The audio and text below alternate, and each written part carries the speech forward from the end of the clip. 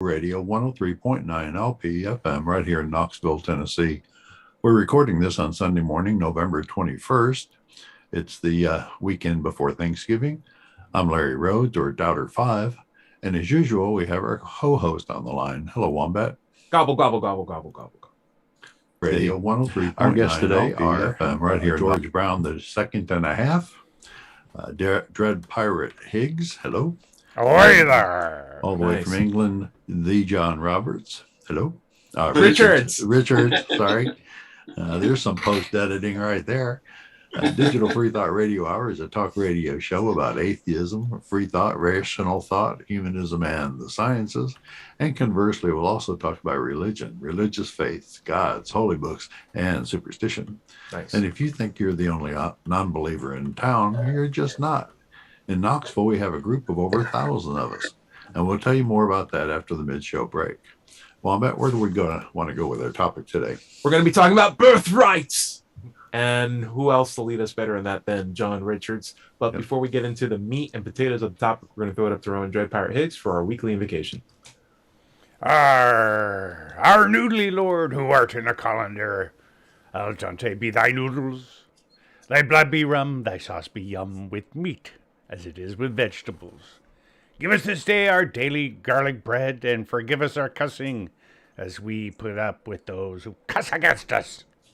And lead us not into ketoism, but deliver us some carbs, for thine are the noodles, and the sauces, and the grog, whenever and ever. Amen. You know, there's few foods in my head that hit all the food, the pyramid of food groups. You got your grains, you got your carbs, right, with the grains. You got the tomatoes, which are your fruits. You got the veggies, which go into spice the sauce. You got the water, you got the sweet, you got the savory, you got the sour. It's all there in one pot. We should have seen it from the beginning. And clearly, the meat, the protein in the meatballs. Oh, the protein in the meat. It's all there. It's all the gloriness is like, oh, it must have been by design. It has to have been by design. Indeed. Guys, I want to do a quick little catch up. How you guys been since last week? We'll throw up Dread. What have you been up to? How's your projects and chaos been going? Well, I don't know if you've. I know John Richards, and thank you for your concern. I've been watching what's going on in British Columbia, but we had a atmospheric river, which led to some substantial torrential rains, which has washed out some sections, important sections of our roadway infrastructure. Wow. There is no way for me to get down to the coast to work. Kind of buggered, unless I can be considered an essential service. And security in some of these communities is certainly going to be that way, so I may get some work pretty quick. But people are in absolute panic mode. Grocery stores like in Grand Forks, where we get our food actually from Alberta, they're picked clean because people are panicked. Wow. Because the roads to the coast are cut off, but our food supply isn't, because it's coming from the other direction. Got it. Nevertheless, people have just got it in their heads that they've got to stock up on bananas and walking through the grocery stores, it's really surprising to see what sort of items are actually the ones that are gone. Like bananas. Yeah. There's lots of oranges and apples and plums and pears and all that kind of stuff around, but the bananas are gone. I think people have gone bananas. It's when people go bananas, they have to go and get bananas. Well, we are apes. Yeah. There's some validity there. Yeah. So it's been a bit rough, and there is still, of course, no real word on how long it's going to take to reestablish those lines of transport in some meaningful and substantial way. So, if I recall correctly, we're about 1 year away from the first COVID rush on grocery stores. Is that accurate? Was it around this time last year that people were starting to like rush out and get the toilet paper? Like, wasn't that crazy phase? But, this is worse. Oh man, for real? This is worse. Wow. And, down on the coast there, it was verified that the first tornado seen in 50 years touchdown on the West Coast. So we're in, and we have another atmospheric river coming here next week. And that's the complex, the dramatic heat wave that you just had this summer as well, Yep. right? Yep. Yeah. Yep. Crazy. It's really starting to manifest here in BC significantly. So yeah. I've always said we have, like obviously we have a climate problem, obviously, but I also think that it's a overpopulation problem too. Like there's a lot of people just doing a little bit of that thermostat click up, a little bit too many styrofoam cups in the ocean, just enough. You get a couple more billions of them, it's going to add up. We're going to have an effect. Agenda 21. We got to figure that out. Yeah, Agenda 21. Who knows? We're going to throw it up to our own Larry Rhodes. How you been, my friend? Doing well. Just keeping on. I'm not writing anymore. Of course, the weather has kind of put kibosh on that. Sure. I am working full time. I haven't done that in, a year and a half. So you're waking up in the morning and going to work. Going to my desk. Okay. Yeah, I work at home. And it's a data analyst job, helping financial institutions meet their federal compliance issues. So it's interesting work. Okay, cool. Not bad. What do you want to be when you grow up? Pirate. Like that. There's a truth to the idea of running a business and knowing your numbers and being a pirate. You have to have a money guy. You can't just be people in a boat. Like that costs money, guys. We'll keep a spot for you on the ship. Yeah. If you ever take over another ship and one guy's like, "Hey, I'm an accountant," it's like, keep that guy, this guy. We need accountants. George Brown, second and a half. How you been? Well, I'm dealing with some health issues right now, and fighting with my insurance company. So I'll let you know next week how it all came out. But how the fight came out. But the issue is right this moment. The particular issue is whether I'm covered for transportation or not. So whether I'm covered depends upon which agent I speak with at United Healthcare in the Philippines. And then it differs every single time. Yeah. Yeah. Everybody I talk with is either in the Philippines or in Colombia, and sometimes they're here in the United States. But I never know who I'm going to get on the phone. Not to get on a short little soapbox here, but it's not that American healthcare is terrible. It's that we don't want to make it better, or like there's a vested effort on a political level to keep it the way it is, because that costs the least amount of money. And that's the attitude that keeps everything so archaic and terrible and like privatized. And it really sucks. I wanted to get some cholesterol pills. I got another physical coming up, and doctor gave me a prescription, went to the place, and it was like $200. I'm just like, what? I'm insured. I had a really good job. Why is like a small thing of pills like over $200? Found out there's an app that I can get that like reduces the cost of it down to like $15. But I'm like, why is this the reality that we're living in, where we need to get coupons and apps and like talk to people to get codes? I'm just so upset about it. May I interject on that? Yeah, go for it. The difference is so stark from when I was a child. When I was a child, if a prescription cost more than 35 cents, my mother had a fit. Wow. Well, hey, George, I mean, weren't barbers still taking out teeth and acting as doctors? And laudanum, the thing to go to, for pain. My old Sicilian barber, he was an old man at the time. He still had clients that he went to. He got on the subway and go halfway across Brooklyn and do some cupping. Yeah, no, thank you. Yeah. I've seen those bruises. Even in the laboratory, I see them. Yeah, he never talked to me about leeches, Yeah. Same thing. But he still did cupping. Yeah. Go for it. Go for it, John. We could derail the whole show topic by starting on this area. Sure. Trust me, we are slowly transitioning to you. We're getting there. You said you keep your existing system because it's the cheapest, and you saw me shaking my head. It's not the cheapest. No, it's not the cheapest.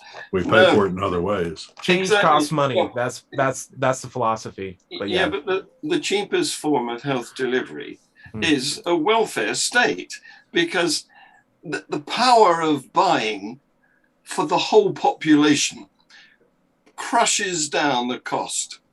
And the other thing is, the welfare state doesn't have an interest in making a profit. There's nothing for it to spend it on. But when you buy private health insurance, they want to become rich. I hear you. It's a middleman. They're going to want their money. Yeah. Of course. Changes cost money. If I would, like, if it was easy as being like, hey guys, here's the balance sheet. Less money, more money. Welfare state. Let's go for it. If it was that easy and people saw it, that'd be good. But like, change is an investment that is insurmountable to an extent, at least in a privatized, semi-democratic institution that we're in right now. It's a cultural change. That's the problem you have. Oh, culturally, I want this so bad. But yeah, it's I wish there was one word to explain it. Come down to Tennessee. We'll walk it. We'll inundate you with our own pessimism. One thing at a time. I would say this. I have people in our laboratory who do have cupping bruises on them on a regular basis, and I found that to be really bizarre, because I would expect these guys to be, stalwarts of science and like not pseudoscience, right? And they know engineering and they know science, and yet they have these giant bruises, and I ask them why, and they'll be like, "Oh, well, it's cultural, right?" Like I'm like, sometimes they're from, other places like in China or stuff like that, and they'll have these bruises, and that's just how culturally they resolve it. And I ask them, does that actually make you feel better? Like, what's the science behind it? And they're like, well, it's just the thing that I was doing since I was brought up that way. And I thought that is an interesting concept, because even though they were born in a world where they have an appreciation for science and they move their way towards it because of their culture, because of where they were born geographically, they have all these, residual, not particularly scientific beliefs on how to make themselves better. And I found like, how great would it be if they were able to just, not have that? It seems like a zero-sum game. To stick with their birthright. To stick with their birthright of not having to deal with tainted ideologies. That's a segue. Impressions of segues. Thank you for the segue, Dred. John Richards, what's up?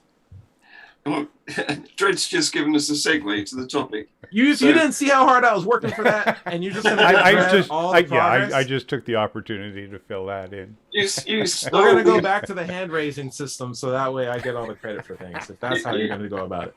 But go for it, John. You stole his punchline, Dred. I did. But before I talk about the topic, I just want to say I'm glad you're okay, Dred, because we've been getting horrifying news about what's been going on in BC. Mm-hmm. And my next week's guest on my Free Thought Hour show is in BC. It's a lady called Janice Selby, and who I must get in touch with to ascertain that she's okay. Cool. Anyway, birthright. Yeah. Well, this cropped up in my head because we've noticed that religious people always want to get the next generation when they're young. I mean, what are they? It's not the Jehovah's Witnesses, but there's a group of Roman Catholics that said, "Give me a boy by the age of 7 and I'll show you the man." Who was that? That was one of the sects of the Roman Catholic Jesuits? faith. Yeah, the Jesuits, I think it was. Yeah, that's right. So there is this impetus to get hold of people when they're very young. And I wondered, what's going on there? Because it's not just Christianity. It's Islam, and it's pretty much any religion you think of, Mormonism. They all want to get their children when they're young and start indoctrinating them or inducting them, whichever. I don't know which you prefer. Inducting sounds a bit less hurtful, but it's the youth that's important. And here in the UK, our new, well, he's not new, our Archbishop of Canterbury and his new Bishop of York have got this strategy they've devised to try and get through our schools, because they're losing their congregations. They're all old people who are dying, and they need to invigorate the youth, to evangelize, to get more members of the Church of England, which has never been an evangelizing church previously. It didn't need to be, because it already had all the positions of privilege. It conducted the coronations, it ran schools, it's got bishops in a government. So there was no need for them to be very active. And of course, by not being very active, they didn't change. Modern churches came in, grabbed the youngsters, and now the old church is dying off. So they've got this initiative to try and infiltrate into our schools more heavily and into our colleges, and to grab the young. So what's going on there? It occurred to me that it must be a bit like we start out with a clean sheet as far as religion is concerned. The Thomas Hobbes approach, right? Yeah, exactly.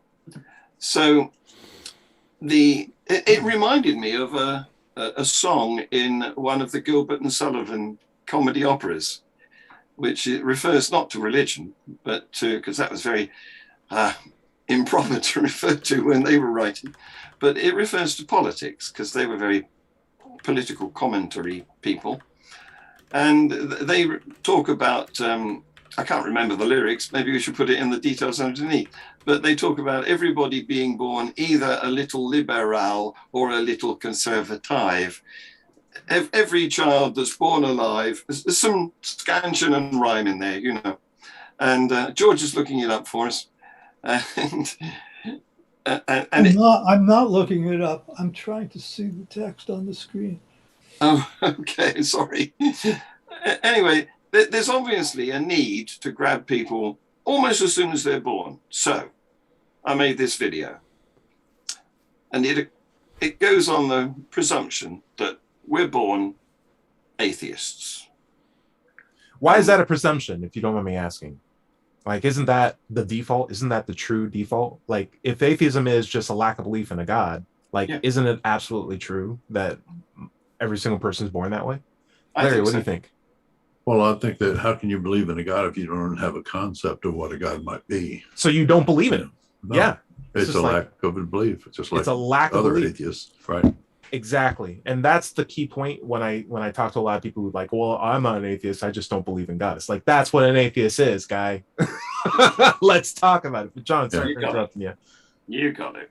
Well, no, that was all good interruption. So I think this is maybe an opportunity to show the little video. Is that possible? Sure, go on ahead. You want me to share screen and do it? I'm putting it into the show already, so let's just pretend we saw it, and in the live stream we can just go from there, and we can provide the link to anyone who's watching live. But yeah, it'll be in the full edit. Okay. It would have a narrative, though, wouldn't it? Yes, it does. Well, we could listen to the narrative. Sure. I mean, that's all important. Okay, I can get it up if you're going to wait a couple of minutes for me to do that. Sure, that's fine.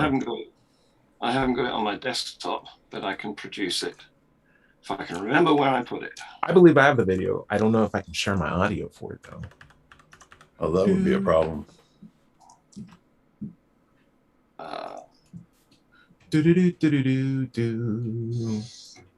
Okay, so I'm going to play the audio. Is that cool? Sure. All right, so I'm going to share my screen. It's got some cute pictures of babies and kittens. So, sure. All right. So you guys can see my screen now, right? Yeah. Okay. I'm gonna see if I'm gonna play the video. Let me know if you can hear the audio. All right. Yep. Yes. Okay. Turn up a little. When we are born, we don't even have language, so we can't possibly have a religion. Making babies with a faith is like claiming that kittens are born Christian. All religions have to be taught by means of words, and it's a case of who gets to us first. This is why religions spread out from a center like bacterial colonies. They do that by marketing seductive stories that claim to answer all the mysteries that worry us. In return for this alleged peace of mind, they expect payment and submission. There's always been some doubters, but in their desire to control everyone, theists have victimized and even killed opponents. Still, today, it may not be safe to come out as an atheist in the parts of the world where a religion holds power, because believers have painted us as worse than criminals. Let's normalize atheism. It's our birthright. That was just such a great little video. I love it. I love it. That's a Now your trailer. volume yourself is high. Okay, so I'm going to reduce my volume. Okay. All right, how's this? Is this good? Still Talking. Still strong. Yeah. Reducing it. Hey, what's up, guys? Oh, yeah, I see myself way high. Okay. Talking. How's There this? you go. Good. That's better. Good. That's fine. Good. Dread, go for it. I was just going to say that the one term that John used was spreading like bacterial colonies, and I thought a better word than colonies would be cultures, spreading like bacterial cultures, right? Yeah. Because it is true. a culture, you know. And and a ties different those two things definition together. of the word, right? Yeah. Anyway, good video. Thank you. I thought you were going to have umbrage with the bacteria concept. It's like, yeah, we can compare the religious people to bacteria, but we got to make sure the scientific nomenclature is accurate. If anything, it's just like that's funny. Though I thought it was a powerful video. I think it does hit on the key point that I've always been saying is that we are born atheists, and if I'm not given that in a conversation with a religious person, then there's a misunderstanding on what they think an atheist is, of which I am happy to explain to them. But once we understand we're in agreement that you're born atheist, then everything else, stacks up towards, then why do you believe in a thing you can't prove scientifically, can't demonstrate, can't reliably test? Why? Because the default position is not believing that, right? And that doesn't mean that you're against it. It just means that you lack a belief in it because you're waiting to be convinced of an argument. Larry, what's up? Well, there was another point he made toward the end of the video was let's normalize atheism. Yeah. And we've got to do that. And the way to do it is for atheists to come out of the atheist closet. Now, there are good ways and bad ways to do that. And you should do some internet searches to find out the best way. Don't make it a big announcement, but just work it into the conversation if it comes up. Mm-hmm. Sure. But still, we need to come out and represent. Yeah, and don't be ashamed of it either, because if you treat it like a thing that I'm you are proud ashamed of it. about, Very proud of it. that just leaves more weight to it. Just casually say it. If someone's like, hey, if someone says, everyone says bless you, it's like, yeah, I'm an atheist, and even I say bless you. It's not a big deal. And it doesn't even have to be the topic of the conversation, the sentence. It's just you let people know, you moved on to the next thing, and next time someone says atheists are bad, it's like, no, Tyrone's one. He just said he was at lunch yesterday. No, I know you're lying to me. He's a good guy. He's a good guy. Also, That's maybe that's the other thing. You got to be a good guy. If you're a jerk, don't come out as an atheist. Don't Let give us a people bad keep name. assuming. All Yeah, right. keep letting people assume you're religious. I'll throw that out. Though George Brown, you have interesting thing because you're an organic atheist and you've never felt. I don't know if you felt the need to come out. What was your or let people know that you're an atheist? What's your situation on that? Well, it depends where I am, who is around me. Are they capable of tolerating an atheist? Sure. It's at that point because I live out in the boonies, Right. almost the boonies. Let me say the semi-boonies of Tennessee. Okay. I mean, It's this strange is an urban spot. because, But, hopefully there's an age where you can feel like, this is where I'm at. Deal with it. Like, I feel like you're I'm there, yeah. but I've been I'm there there. for 50 I'm years. there. 20 years. Yeah, last week I told this little story about bumping into a man in the supermarket. If you'd like, I'll tell it again. Want me to? Is it the one where you get upset at him? No, I don't think so. Okay, go. I was okay. I'll tell it again. I was walking in the supermarket now. We have a vaccination rate of 34% in my county. And we're losing people at a rate of about 1 every 2 days I'm talking about dead bodies here to COVID. And people are still refusing to wear masks and they're still refusing to get vaccinated. So for me, I want the freedom to be able to go shopping in a store and get my food without having to play viral Russian roulette when I go shopping. Right. And I think the old people in general get it because almost all the old people I ever see are wearing masks.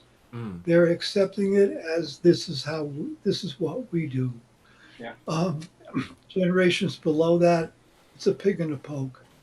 So in the So store. I was, yeah, and so I was walking around the expensive supermarket, appreciating the people who were wearing masks and feeling good about them when an old man came walking toward me who was not wearing a mask. But I was still feeling pretty good about people. So I smiled at him. And he stopped and we looked at each other and he said, "Where do you go to church?" And I said, I don't do that. I said, "I don't go to church." He said, "Well, you should." I said, "No, I shouldn't." He said, why not?" I said, "Because I don't believe in God." Well, that was the end of the conversation. He I imagine. continued pushing his cart. Yeah. But Hey, I that's was one way to do it. surprised at myself.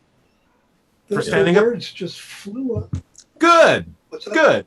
And you know, The words just flew out of my mouth without any censorship. It's but the with first no time anger. I've done that here. Yeah. And Good it was just job. part of the Yeah. conversation. Just part of the conversation. It's You just didn't like, hey, walk I'm up to him and say, "I'm an atheist." You Right. know? Right. You didn't push it in his face. You just like like, he hey, did I'm wearing yours. It's just like, hey, I'm wearing a red shirt. You should wear a blue shirt. I'm all about blue shirts. I wear red shirts. See ya. That's it. It's as simple as that. I think it's important to let, as Larry said, people know that you're an atheist. Right. But I mean, John. I could get a posse coming over to my house with guns here. No, you're fine. John Richards, what's up? What's up? Well, the culture in the USA is very different from here. And you tend to be taught religion, Christianity. The Baptist Christian religion is the most common one, I believe, at the same time as you're taught language. So as you grow up, you look back at yourself developing, and it seems to be endemic, as much a part of you as being able to speak. Sure. I'm not aware of how it is in England. Isn't it that way in England, or is it completely different? Well, it depends where you are in England. We're very much a multicultural country now, but in what you might call the indigenous population, religion has pretty much died out. Very few English people, maybe more Welsh, maybe more Scottish, but very few English people are regular churchgoers. And when I was brought up, I wasn't taken to church. None of my uncles or aunts or anybody in my family spoke a word about church. We only went when there was a wedding, and we went for the party. Okay. You know? But so the thing is, in America, you're raised in a religion. So you think that's the normal condition, many of you, and therefore you have to escape from it. Right. So being an atheist in America means a different thing. It means somebody who used to be religious, not somebody who was just born. Sure. Yeah, and that's why it's so hard to get rid of it in our own psyche. We're taught it with our language. Yes. There's even after we lose the religion part of it, it still stays part of our psyche for a long time, Yeah, and that's why there are groups called Freedom from religion. freedom. Not only that, but leaving religion. And Atheist Society in Knoxville. They'll all help you break out of your religious beliefs. And speaking of breaks, we need to take one. That's right. Nice. This is the Digital Free Thought Radio Hour. We're on WOZO Radio, 103.9 LPFM right here in Knoxville, Tennessee. And we'll be right back after this short break. Cool. I'm paused. Okay. Anyone need to go on tea breaks? I need to get some Come right back in. George, you did a good job. You told that guy, hey, I don't believe in God. Deal with it. Yeah, absolutely. Yeah, that's Well, the way you do it's it. the first time I've ever. I mean, because I could tell another part of this, the same series of events in a way. Um, when I revealed to a neighbor. I said, I don't remember. He ran some Baptist crap on me, and I revealed that I'm Jewish. I said, I didn't dare to tell him I'm an atheist. And he reacted in shock and horror. This has happened twice here since I've moved here. I've just mentioned I'm Jewish, and people react in shock and horror. Really, it's I don't so suppose. I've been apprehensive about Yeah. adding the second part. I'm a Jewish atheist. It's. I don't suppose you guys want to talk about this young man who managed to travel across the state boundary and shoot a couple of people and then got let off. That's a little too. I don't Yeah. want to get down. Yeah. I want to say. So I have an opinion that so news shouldn't be here's what bad happened in the world, but it tends to be that there's enough news that is like that it's almost synonymous with bad news, right? Mhm. And so I like for this meeting to be more of like a celebration of atheism, where we can sure. sort of we can vent, but do so in a positive way without getting too down, and Well, use that as like a momentum boost for the rest of the week, I think. That's why my question was phrased like it was. Right. Though I would like to talk about bubbles. I think bubbles is really the heart of what you're talking about, John Richard, and being raised in a particular bubble, getting out of it, and how do you know if you're in it, but also other kinds of bubbles that are as obviously as hard to get out of, that I feel be good analogies for if these bubbles exist, then clearly you must possibly be in a religious bubble, right? But I'm ready to keep going. Larry? Me too. I'm in. All right. I'm going to bump it back up in 5, 4, 3, 2. Welcome back to the second half of the Digital Free Thought Radio Hour. I'm Doubter 5, and we're on WOZO, WOZO Radio 103.9 LPFM here in Knoxville, Tennessee. Let's take a moment to talk about the Atheist Society of Knoxville. ASK was founded in 2002. We're in our 19th year. ASK has over 1,000 members and have weekly in-person meetings in Knoxville's Old City at Barley's Tap Room and Pizzeria every Tuesday evening around 5:30, and we go to about 8 o'clock. Look for us out on the patio. If you'd like to join our Tuesday evening Zoom meeting, like if you don't live in Knoxville or just don't like going out, you can email us at askanatheist@knoxvilleatheists.org or let'schatsE@gmail.com. You can also find Digital Free Thought on Facebook, Meetup, or at knoxvilleatheist.org. Or you can just Google Knoxville Atheists to find the group. It's just that simple. By the way, if you don't live in Knoxville, you should still go to Meetup and do a search for an atheist group in your town. Don't find one? Start one. Right. Wombat, where do we want to pick up? So we actually got some listener feedback on a previous episode. I'm going to throw this one out to DTR, Data's Trading Room, who asked on the episode of, why is there underwear if the universe is finely tuned? He says, well, didn't God create underwear? And seriously. Yeah. There's a wink and a nod in there, but we appreciate those comments. Thank you very much. Also, I want to talk a little bit about bubbles, because it seems like we're talking about being born in a religious bubble and the bubble. Information bubble. Right. There's also information bubbles, Larry. We can get into Cultural all those bubbles. cultural bubbles. Absolutely. There's even bigotry bubbles that you can just be born into and not even realize, why do I dislike this? I didn't even know I was disliking it. I'm just basically explaining or parroting what's been as part of my nurturing process. And I've never really given an opportunity to critically think about any of these things that I purport or explain or believe in. And that tends to be the case with everything that we're in. So don't think that you're outside of all the bubbles looking objectively at reality. We are subject to them. What's important is that we know where they are and if they're harmful, because why be needlessly harmful, right? And maybe that's a chance to step out. So for me, I know I'm in a food bubble, for example. When I was being raised, we didn't have like grocery stores in our neighborhood like how there were in other neighborhoods, and so like the closest place we can get food was like at gas stations or like very very small markets where they didn't necessarily have the best foods or the healthiest options for people who were growing up. So we had a lot of sodas, like high carb packets of ramen and stuff like that, salty foods, chips, stuff like that.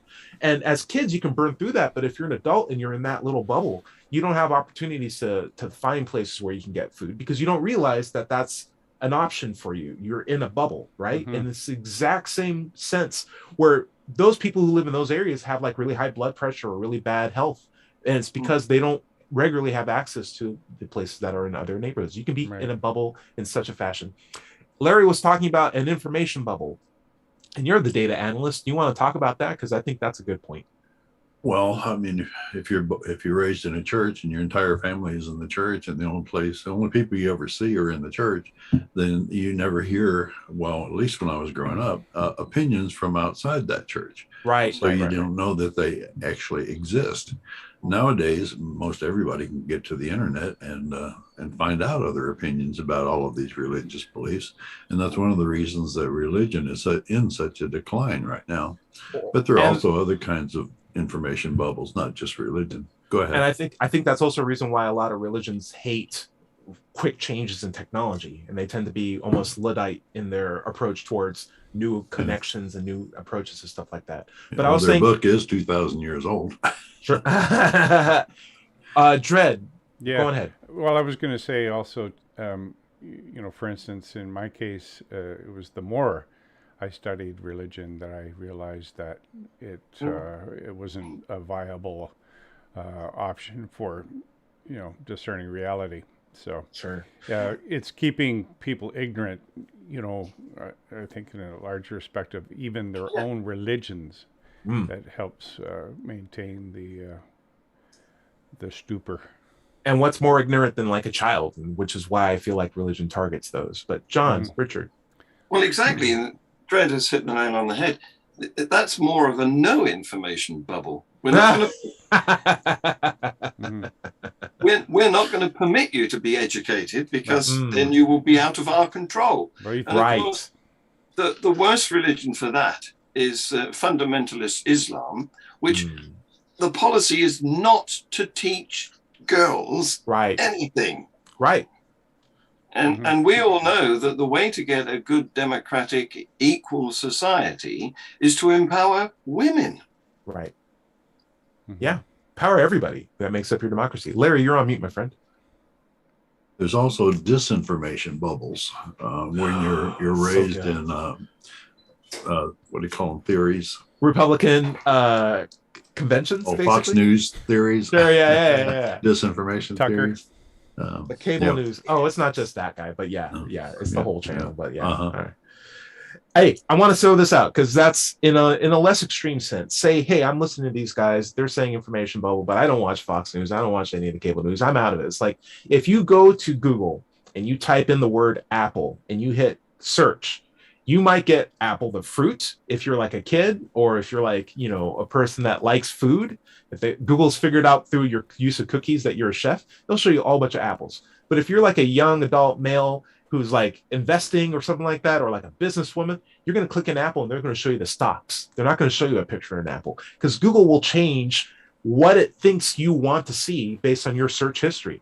So when you go to do research, like when I hear a lot of people say, well, I do my own research on the internet. It's like you have no idea how subject you are to the bias of your own past, because the internet doesn't care about telling you true things. It cares about showing you things that it can make ads off of. So and you're just as subject to poor research practices as you are to advertisements and marketing. And you need to be aware of that as well.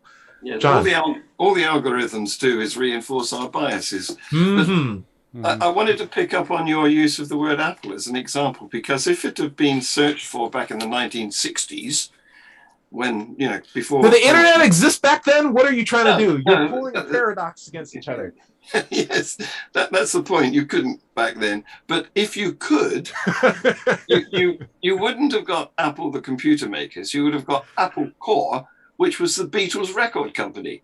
Oh, interesting. Very cool. And Apple, the computer maker, had to fight the Beatles to get permission to use that name.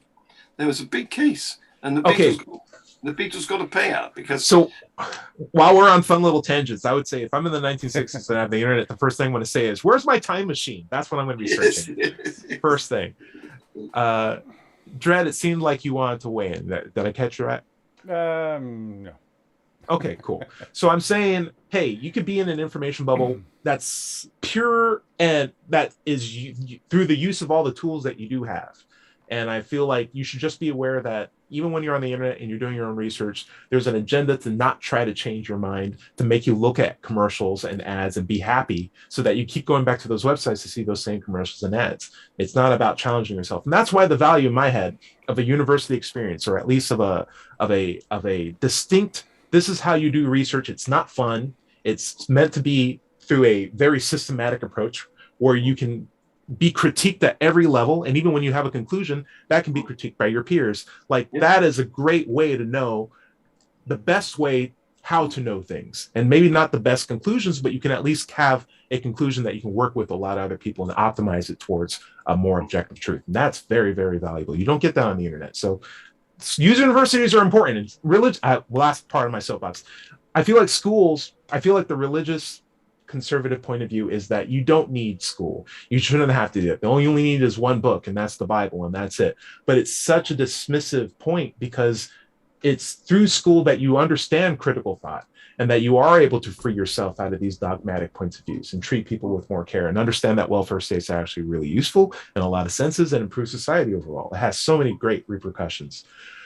I'm sorry for that small tangent. George Brown, second and a half. You said I saw your hand up. Are you still moving? Nope, he's frozen. Got a There he couple of observations.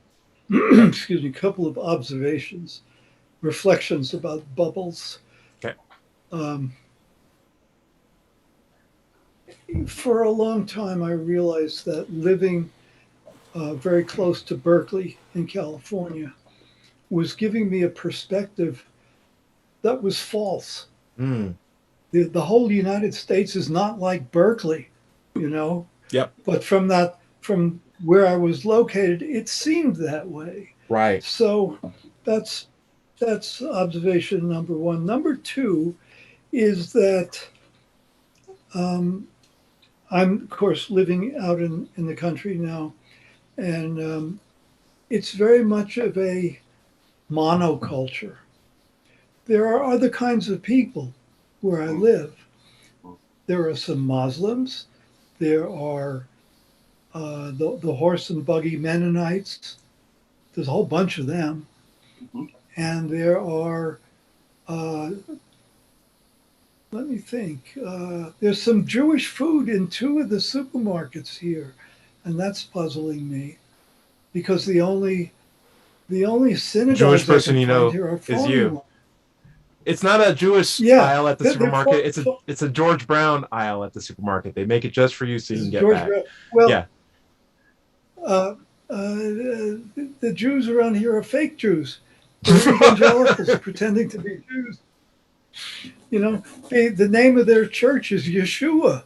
My God, you know. That's kind of crazy. So, however, what I want to mention is, you know, thinking about the cities, the urban areas, they thrive in my mind in diversity, and because of their diversity, I think people tend to be more open, more inquisitive, and so people are rubbing shoulders against each other every single day. Especially the college towns. Yes, that's what I was just going to say. Yeah. Like That's Knoxville. another value of it. Knoxville, absolutely, which is not representative of all of Tennessee.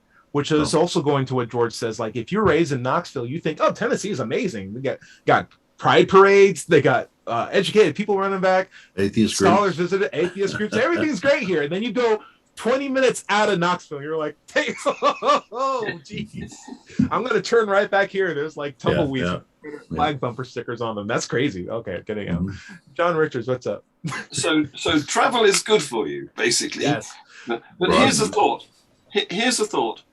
Why has Mennonite cuisine never caught on? Oh, is this a pun? I don't know. Tell me. Why hasn't it caught on? I don't know. What do they eat? Do they have I don't any- I thought you know. were making a joke. Well, Yeah. I was my, waiting Well, for the punchline. Right my here. wife's a Mennonite, and it's caught on here. Really? Oh, really? Well, that's why I Well- gained so much weight, because it's really Ah. good stuff. Yeah. Tell us what about is it. the cuisine? What is the cuisine? Well, it's it's Russian, because that's where Yeah. Mennonites come from. Okay. But so there's a lot of, it's because they're really agricultural, an agricultural based culture. They would make foods with lots of fats and carbs and stuff, so that you'd have a 4,500 calorie diet for breakfast. Yeah. Until your lunch, where you get another 4,500. Yeah, but they go out in the calorie field break. and work all day, and work it Exactly. off. Yeah. You have to go for Exactly. it. And they had big families, and Dread- so. You don't have an accent. You don't have an accent, except for like when you're saying something like boot when you mean boat, right? But when you say carbs, you go straight into the pirate mode. You've been saying carbs, and then all the other stuff that's in foods. It's like, yo, there's something there. Larry, Yes. what's up? And to answer your question about why they haven't caught on, well, to start a restaurant or a fast food place, you'd need technology, and you couldn't advertise. That's technology. They're screwed from the beginning. That's right. Yeah. They just sell them from a black Model T Ford. Yeah. The weirdest thing is, if you're from a religious perspective, outside the religious perspective, it seems like it's a point of privilege of authority. Point of privileged authority telling people not to get better so that they can stay on top. It seems to be a system that's in place to say, hey, everybody stay the same, but keep working so that me at the top gets stuff. And I'm Right. talking to God, because that's my job. My job is I sell false hope. Everybody else does actual work. And I get 10% of everyone's paycheck. Yeah. It's the best system. My favorite saying these days is, that's pretty handy for the preacher, Mhm. because everything feeds back to the preacher, all the money, the goods, the favors, everything in that power structure. Mhm. Right. Yeah. And the scary thing is, you actually have a position where you're in that pew, or if you're in that mega church and everyone's putting their hands out like they were in John Richard's video. And it's like, you can't be the one person to be like, hey, hold on a second. How much does he want? Because that makes you stand out so much that you actually feel worried about, like, oh, all these people, they might turn against me. And so I'm just going to go with the flow. And they have in the past. Yep. It's its own self-fulfilling prophecy once you set it up. It is. It's peer pressure. It's very dangerous. Religion is full of violence against the non-believer. It's But full you're of right. violence. Oh, go for it, John. You're right. There's a big connection between not wanting change and being religious. Religious and conservative go together. Right. Yes. And it just feels, this isn't to dig on religion, but it's like, it's designed knowing very well all the perfect tendencies of the human psyche and taking advantage of them towards the interest of essentially profit and power for a very few people. And whether that is, you give me money, or you give me your time, or you tell me your secrets in closed rooms, and now I know that about you, and I'm making you less likely to leave my situation or my congregation, and keeping that tie. So when you have kids, they're going to be my kids, or at least their minds will be, and then their kids will be my kids. It's like when a cable guy comes to your house and gives you his little box. He's like, this is our box. It's like, okay. And when I don't pay for cable anymore, you'll come and take it back, right? No. You have to go to the store and drop it off at the store, but you can only do it at the end of the year because you signed a year contract. It's like, this makes no sense. Don't give me that thing. I'm just gonna use my thing. It's like, you can't use anyone else's thing. We're that cable company. We might come today. We might come next week. Who knows? We're a monopoly. It's terrible. They're losing power, though. I hope so. Get rid of them. Yeah. Dread. Well, I was just going to say, I mean, when you were talking about the leaders of religions knowing full well that they're taking advantage of the human psyche, I think it's actually more responsive than that, because people have a tendency to want to identify specialists. You know what I mean? So, people get good at things by practice, and so we naturally sort of seek those people out that can do things better than we can. And that's not limited to plumbing and electrician and carpentry. It's also somebody that's well versed in philosophy, or somebody that's well versed in religion.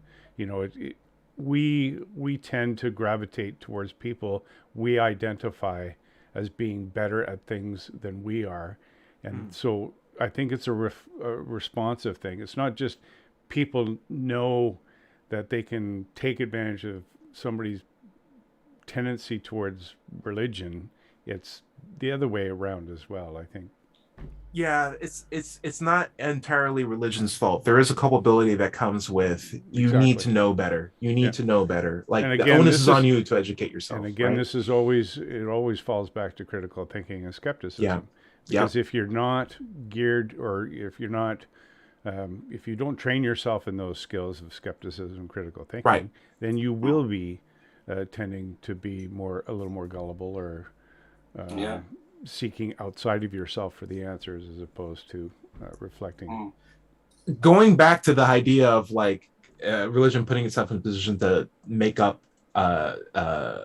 everything that human psyche finds desirable. It's like whenever you see Jesus on a cross, at least in like the Catholic, recently Protestant churches, he's always got like a perfectly cut six-pack. That beard is like perfectly cropped, despite the fact that he spent like weeks in prison before he was put up. It's like perfectly shaved. It's really, really great. Right, nice and flexed, good pecs. There's like good diameter. Like everything's like well lit. And I'm like, what if Jesus comes back and he's wearing glasses and he has a little booger on his t-shirt and he's like, trying to get Wi-Fi access somewhere. He's just like, hey guys, I'm Jesus.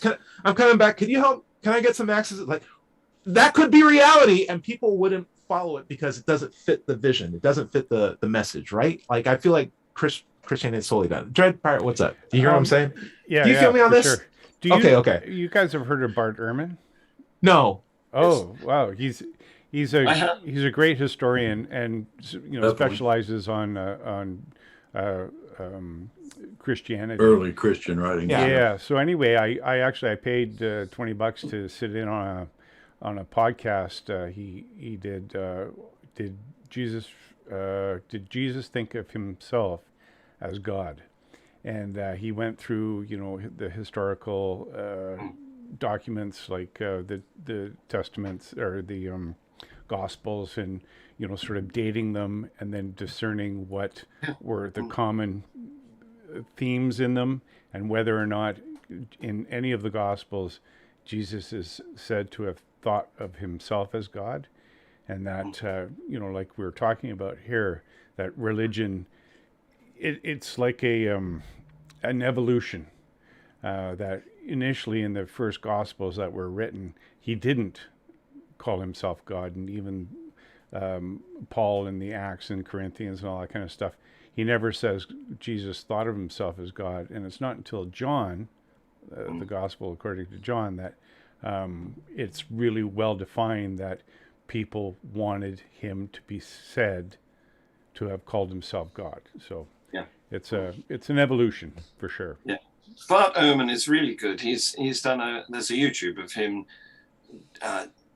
deconstructing the Gospels as a reliable source of information. Yeah. No, it's great stuff. But you said something a minute ago, Dred, about we like to think we know best, and that's a tendency. But of course, if you take that to extreme, it becomes what's known as the Dunning-Kruger effect. Where Indeed. You're too stupid to know you're stupid. Yes. Right. Mm-hmm. Yeah. I've actually and had a too smart professor to realize that you're smart. Yeah, I've actually had a professor tell me that once, and I was offended as I was. It was true, and it wasn't until I realized it was true that I got better at the chemistry that I was trying to understand. Like, you don't know enough to know why you don't know this. I'm like, how offensive, but he was right. And I did the work, and now I have a better understanding, and now I realize how big of a world chemistry is. Right. And that when people are very confident, that could be a very dangerous thing, because there's always probabilities in play. Yeah. There's another saying that runs in tandem with that, is that the more I know, the more I realize how little I know. Yeah. Right. But it's a good thing to know things. Good thing to know how to know things. That's my ending statement. Dread Pirate, where can we find you at? You can find me on YouTube at my channel, Mind Pirate, MINDPYRATE. I do I live stream this on Sunday mornings at 8 a.m. Pacific Standard Time. So come to my channel, I need 2 more subscribers. You're one Reddit post away on some subreddit just to get it. Yeah. Just do it already. Well, I have my green screen ordered, and I'm moving I'm going to actually have my studio downstairs, and I'm going to start producing some additional content. So there. Does the wife know that you have a green screen coming, or she's like, I thought you said you're ordering shoes. Our family needs shoes. What's this thing? It's green. You can't even put It's a big movies on green it. shoe. It's a sale for a ship. Oh, okay. Well, that's totally fine. We've made an agreement that pirate things are okay. John Richards, where can we find your stuff at? Well, on the subject of pirate things, if I can sort of diverge a little bit there, the reason that we think they speak with this "ahar" stuff is that was great. That was the first normal R I've ever heard you say. Good job. Thank you. Good job. This all harks back to Robert Newton, who was a Cornish actor who played a pirate in the first film. Yeah. Okay. First pirate film, yeah. Mm. And he used the accent that came from his area. Yes, and exactly. they caught on. Yeah. Isn't that great? That's it was wonderful. the standard. Anyway, Wait, so there's a place that actually talks like that? Sorry for interrupting, but I need to know.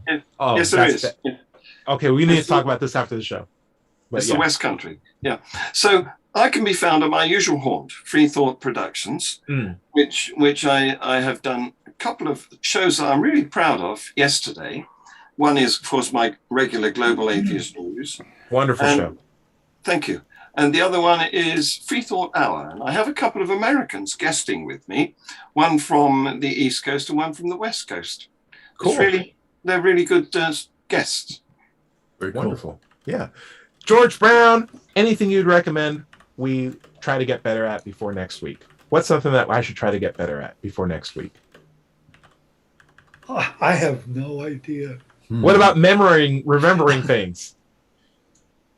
We'll work on memory. How about that? I can't remember anything. Can't remember. Fair enough. Larry, Mnemonics. Work on mnemonics. speaking of remembering things, I can't remember what atheism's all about. What can I do? Oh, I have a book for that. Hey, all my transitions were on point today. Just want to say, you can cut in and try to steal the credit if you want to, but I got every transition on You did. You nailed it. Whole episode, I'm taking that from me. Larry, what's up? Segue master. Yes. My book is called Atheism, What's It All About? It's available on Amazon. It's also available on in paperback or text, just to download it on your iPhone. Anyway, you can find my YouTube channel by searching for Doubter5 or Larry Rhodes. Thanks for joining us on the Digital Free Thought Radio Hour. Remember, you can find this show on Apple iTunes, Pocket Casts, Amazon, or podcast everywhere. Just search for the Digital Free Thought Radio Hour. My own content is on digitalfreethought.com. You can go there and be sure to click on the blog button for radio show archives, atheist songs, and many articles on the subject. If you have any questions for the show, send them to askanatheist@knoxvilleatheists.org, or you can send them to letschatse@gmail.com, and we'll answer them on future shows. If you're having trouble leaving religious beliefs behind, you can get help at recoveringfromreligion.org. If you're watching this on YouTube, be sure to like and subscribe. Remember, everybody is going to somebody else's hell. The time to worry about it is when they prove that heavens and hells and souls are real. Until then, don't sweat it. And we'll see you next week. Enjoy your life. See you. Bye. Say bye-bye. Bye-bye. Bye. Cool. That's the show, everybody.